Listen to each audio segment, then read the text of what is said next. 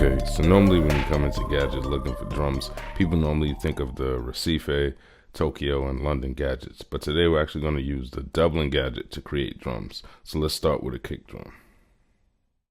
So what we're going to do is we're just going to start by just playing in some notes that kind of sound like a kick drum pattern.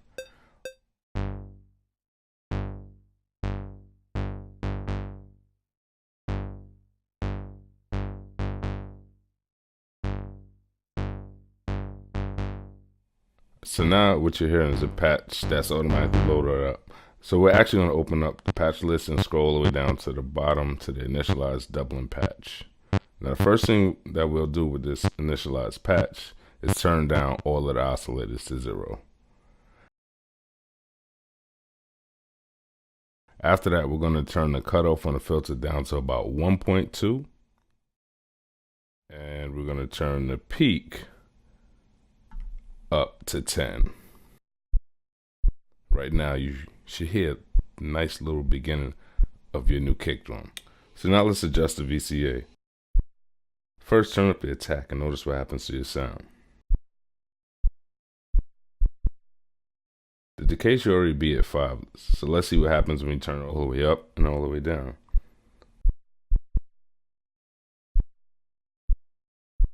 Now let's see what happens when we change the sustain. And now check out what happens when we change the release.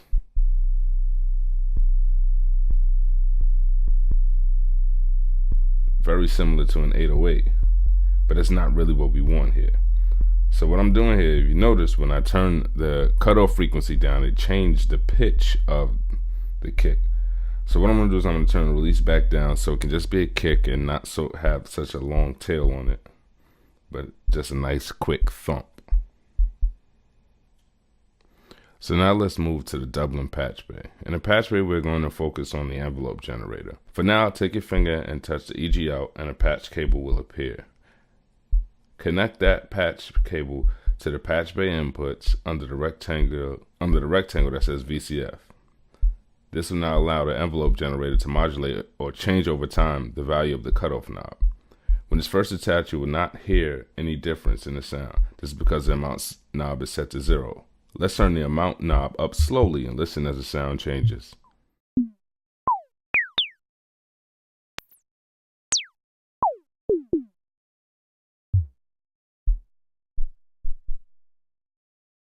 As you can see, by the time the amount knob reaches above 2, it transforms the sound. So let's return the knob to 0 and adjust the decay knob. Turn the decay knob to about 1.4.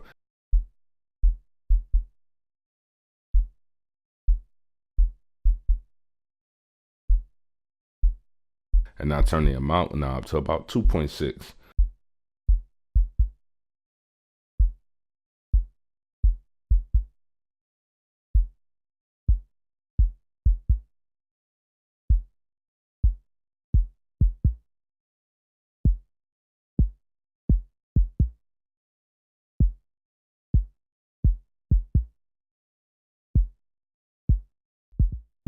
So now let's go to the synth page and add a little bit of drive.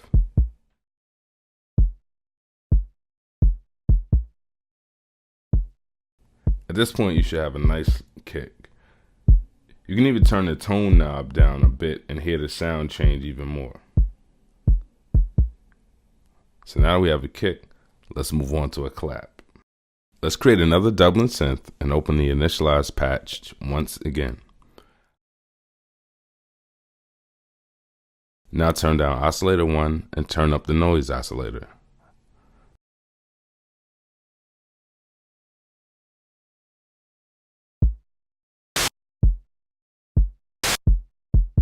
Now switch to the patch bay and find the modulation generator, or MG1.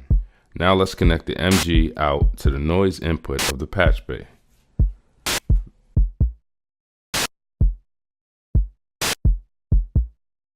Now let's activate the key sync switch and turn up the amount to about 3.2.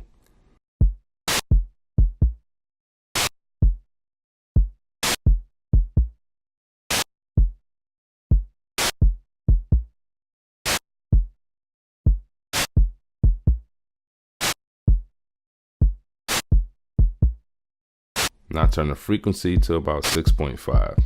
At this point, you should hear the beginning of your new clap sound.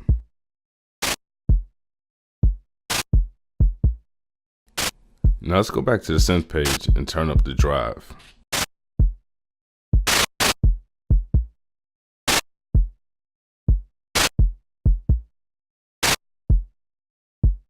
Also, let's add a little bit of release to the VCA.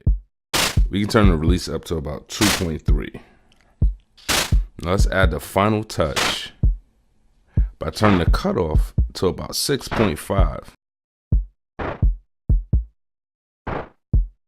And a peak or resonance out to about 4.4.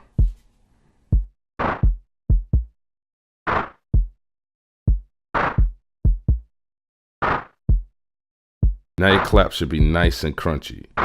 Now if you'd like to alternate the clap so each does not sound exactly the same, turn the keyboard amount to about 6 and choose a different note each time you trigger the clap, and you can hear the subtle difference in each one.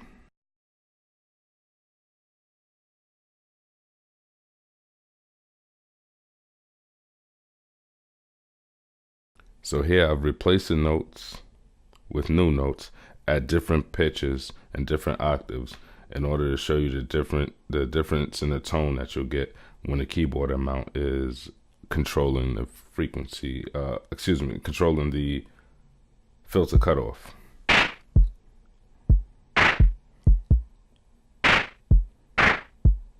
Oops, let's move that one. Let's move it down a little bit lower so we can get a different sound. So as you can see, each clap kind of had its own character.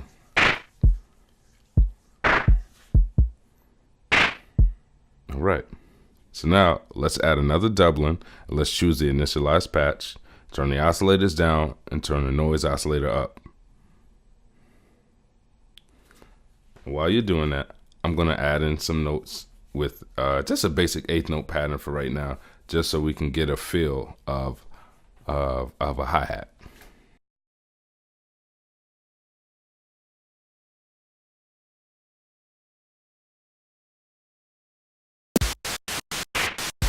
So as you can hear now, it's just white noise playing repeatedly in your ear. This one is quick and easy. Let's go to the VCA and turn all the values down to 0. Except for the release. Well, we turned it already, so let's just leave it for now. Now let's turn the decay up very slowly and notice the change that you hear in the sound.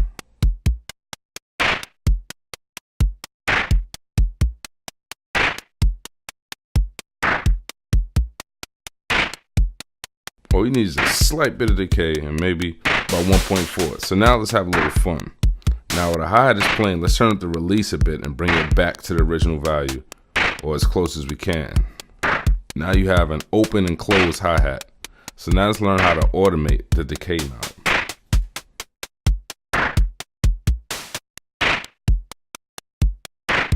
So in order to automate the decay knob, first let's double tap on the synth to go back to the normal screen. Now let's tap at the bottom of the MIDI piano roll, and on the left hand side you'll see these different options to choose. These are the different things that you can automate in Gadget. For this particular gadget, I should say. So what we're looking for is a VCA decay. Now this is actually kind of difficult because there are no set values on the sides to see where you are. So you kind of have to like go to your right, like set it up, go to the rightmost value, and then just move it down, and then make breaks at each resolution. This would have been easy if I would have taken it off 16 note resolution, but yeah, you know, we aren't always the brightest. But now, so what I want to do though is bring up the decay value at that second 16th note, or second 8th note, I should say, so you can hear it. And that's how you automate it. It's just that simple. I changed the drums up, and what I noticed is that the clap isn't really hitting as hard as I would like it to. So what I'm going to do is I'm going to layer it with a snare. So for this part of the video, I'm going to use the Tokyo drum machine. So in order to make a nice quick snare, turn the tune all the way up to 127, turn decay down around about 0. Let's put the noise up about, I want to say about 88, and the snap or snappy at about 44. And that should give you a nice little snare.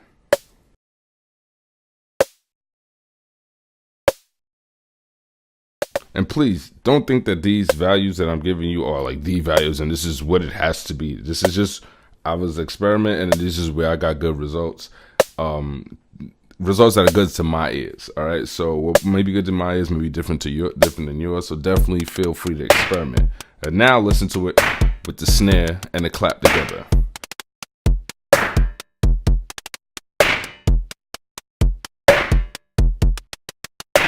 There's something about that reverb and that clap I gotta change. But all in all, every single drum sound in this beat that you're hearing right now was created from scratch pretty much. And I also put a beat over it so you can kind of hear it in the context of a beat. So let's hear that.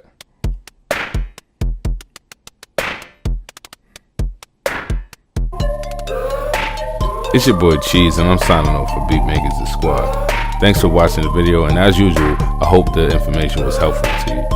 Please remember to leave a thumbs up, leave a comment, and definitely share the video. Also, if you haven't already, please click the subscribe button.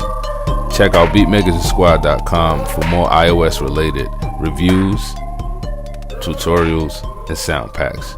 It's your boy Cheese and I'm signing off. Peace.